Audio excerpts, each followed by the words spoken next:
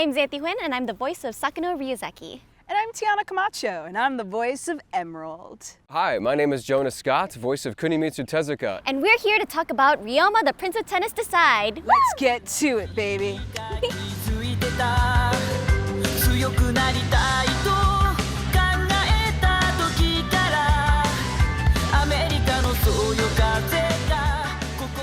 It is pretty amazing. I mean, I've loved Prince of Tennis for a really long time, and so it really means a lot for me to be a part of it. I mean, I don't know how to put it into words, really. Because there's so few females, I feel really lucky to be a part of it.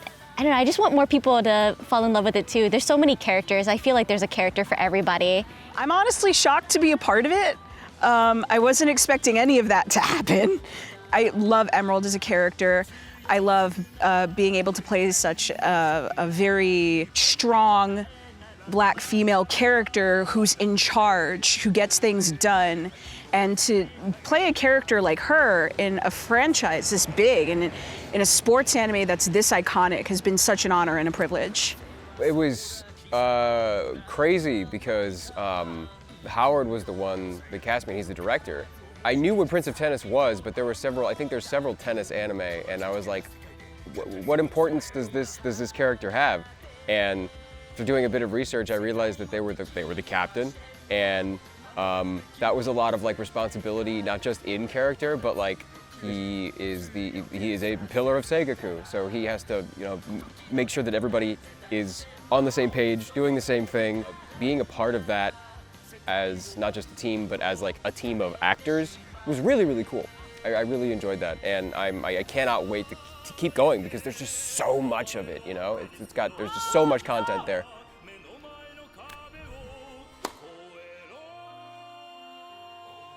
I really think it's done a really good job going to the CGI version of it. It's been going on for so long. There's like the stage version, there's like the live action stuff, and like I feel like when it goes to live action, it feels a little bit weird because it's so, the attacks and things that they do are so exaggerated. But I feel like CGI is like a nice medium for you to suspend your disbelief and be able to like accept all the crazy stuff that happens. And it's just really beautiful. I mean, like I love the original series, but it's a little bit old now, and I feel like it's really stepped up, especially for this movie. Yeah, especially because it looks really stylized too, as opposed to realistic, so it keeps that flavor of the original. Yeah. I loved it. I have a bachelor's in the fine arts and musical theater, so sitting down with Howard and Howard going, dude, watch this freaking musical number. Watch this 3D CG musical number that is completely choreographed. Your boy has a part, all your boys have a part, you want to learn your boy's dance part, like, it was so fun. Oh my gosh. So I was already aware that the Prince of Tennis franchise has the stage musicals. I was not expecting it to be a part of this movie until I got into the studio, and Howard was like, check this out. And then he would play me clips, and I'm like, wait, what? Like, Ryoma's singing about this thing? Like, you get to hear like how he actually feels about things because he's so stoic most of the time. So to actually see how he actually like feels about like, the different people that he's singing with or about, like it's just like really fascinating. I hope that people will walk away having fun and having the songs stuck in their head too.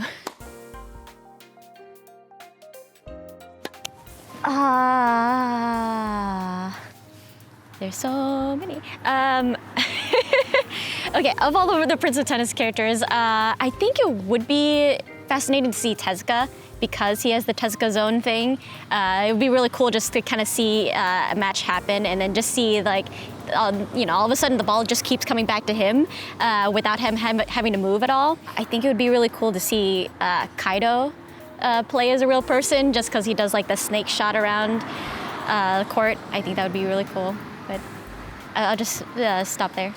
I'm gonna be slightly narcissistic and say Emerald, yes. But at the same time, She is definitely based off of a bunch of really prominent Black female athletes in the sport of tennis.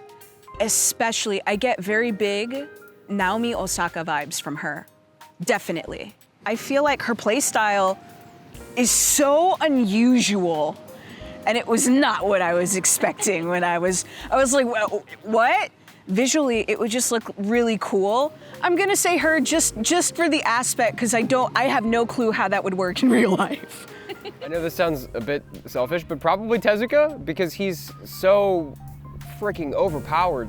They had to like injure him to nerf him, like to make him so that he had like agency in the story and not, and he wasn't constantly like destroying everyone. Now he does like, he obviously does have challenges and things like that, but I would like to see someone like Tezuka who is an absolute consummate professional in every way. Like Tezuka has next to no flaws. He is like this godlike being for a lot of the people on the team. And you know, we obviously get behind the scenes stuff where you get to see little glimpses into his life and his history, but how perfect are you, Tezuka? I want to see. I want to be able to see for real on that court over there. How perfect are you? Can you do the things you say you can? Or is it all in your head? Can you destroy the dinosaurs with a tennis ball? Or is that all in your head? Don't do it for me like for real, but I'd like to see it. Maybe. I feel like, I don't know if this is cheating or not, but I feel like the ability to like throw your voice would be really cool to distract somebody. Just like, oh, is that their coach talking to them? No, that was me and my special ability, but it was me, you know. I think I would be really edgy and very goth. I would probably play tennis in my sick-ass demonias, and all of my tennis whatever would probably be based on tarot. I'd probably do it all on the major arcana, because that sounds really cool. And, you know, because it's anime, I'd just probably be like shouting card names, like their special attacks or whatever, and like something cool happens. Like 10 of swords, and then like it just like the balls just multiply 10 times, and now someone has 10 balls to deal with. Prince of Tennis like meets that. Yu-Gi-Oh! I love it. And Yeah. I could totally see it too, because Prince of Tennis could go there. Maybe because I play so many like the magical girl like idol types, I think I would probably be like the hey kind of cutesy, like I am all like sparkles and hearts when I attack. And I feel like little beams, kind of like Sailor Moon, kind of like when I attack. Sure, I think it's really cool that like, because I am explicitly a biracial Latina, I am an Afro-Latina with mixed white Latina ancestry, so it was really interesting. Like, I kind of saw her character design, and like, obviously she is an unambiguously Black character. She's got her locks and, you know, she's a little darker skin, but like I would look at her a little bit and I just got like vibes that she was biracial. I don't know why I got those vibes. I was just like kind of like the more I looked at her, I was like, like recognizes like. Like it's just, so when her father shows up, I was like, oh, okay. So I thought that was just like really cool because, you know, as someone who is mixed race and explicitly Afro-Latina, I tend to play either monoracial Black characters or monoracial Latina characters a lot, which, again, Latino isn't really a race, it's an ethnicity. But, you know, kind of, like, when the way they're written, it's sort of like, okay, well, they're from this part where everyone all looks the same, which is totally not an accurate descriptor of Latin America at all or whatever. So, for me, anytime I get to play a character that's mixed, I kind of feel like a special kinship with that character. Just because I feel like, oh, okay, that's more of me reflected in fiction. It's just something that's cool when it happens because it doesn't happen a lot, and it especially doesn't happen in anime. Absolutely not. It's very wild. It's cool that it's like it takes place in LA, so you can have these diverse characters in it because mostly it's like set in Japan, so there's not a lot of diversity when you meet other teams and like other characters. So I think it is cool that they took it to like a whole different place with this movie compared to all the other like movies and shows that they've done so far. Yeah, I think that's really great how they actually used the diversity in America and reflected that in the characters that are there. I think that's really great. But, you know, I think that's pretty awesome. One of my idols is Matthew Mercer. It's been cool to see his transformation in, you know, all shapes of media. Somebody I look up to who, you know, doesn't make for a lot of people, voice acting is what they do, and it is their thing, and it is the thing that they do, and they project that as their personality everywhere, and that's fantastic. But it's neat to see somebody who is that passionate about one medium and then making another medium another half of what they are, you know, turning a hobby into something professional in addition to, you know, voiceover. It's like an era that has ended and then begun again. It's really neat to see someone like Matt go through that stuff. You know, obviously, my good friends that I have in voice acting, I've been growing up with them. I've been acting with a lot of the people that, you know, people who are watching this probably know since, you know, I've been 17, 18. We've been doing the same stuff online. And it's humbling and inspiring to see everybody attain things that they've wanted, you know, getting to touch franchises that they've wanted to, getting to work on projects that they've wanted to for years. I cheer everyone on every time that they tell me that they're in a thing that they've wanted to be in for their entire life. It's just so cool to see. I feel like a kid every time I get to go to work or, you know, listen to a buddy talk about his new project. My roommate River Canoff or River Vitae has been really pounding the pavement and knocking on a lot of doors and, you know, doing everything he can do to be the actor he wants to be.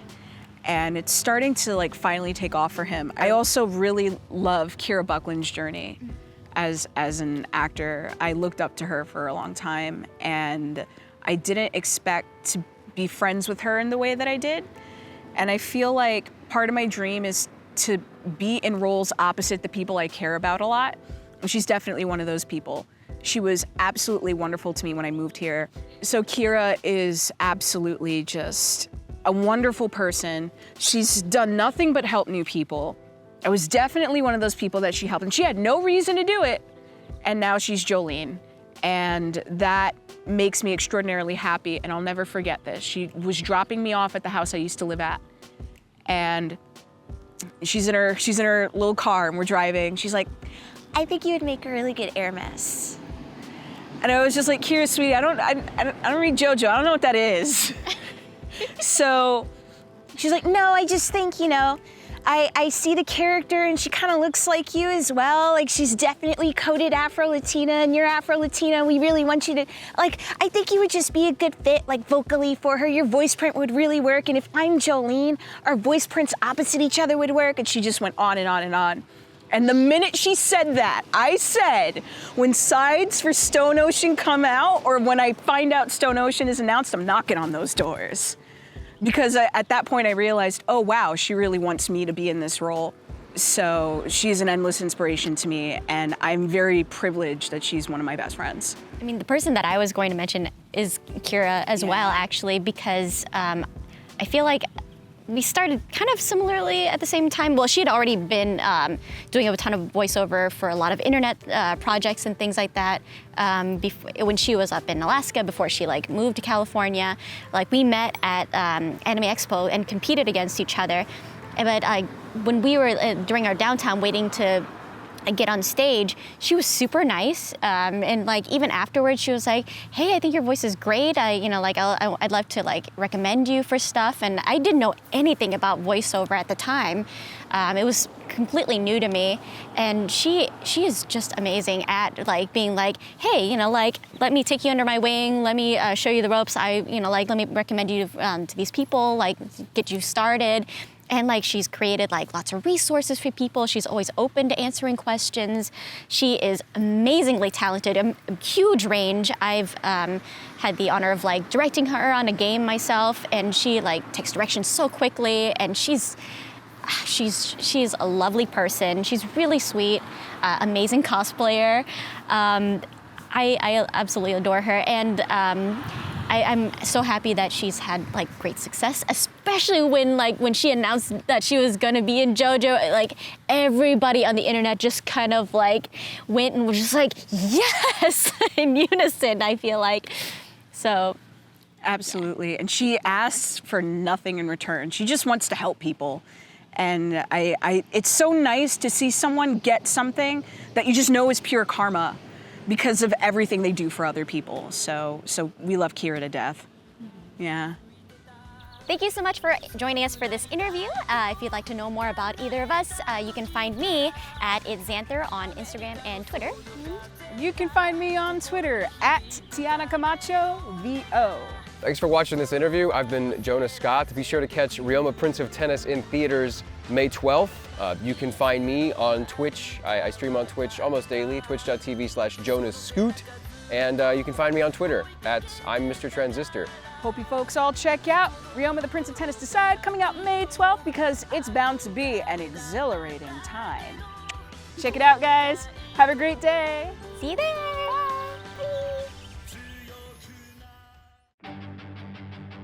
The US Open, where my dad was forced to retire for some reason. All right, explain this. Maybe I can find a way to see that match and get a chance to see Dad play in his prime. One interesting kid. Also, you're way too cocky. That's the reason why I want to try to beat you. Ryoma, the Prince of Tennis. Coming soon, a new The Prince of Tennis movie.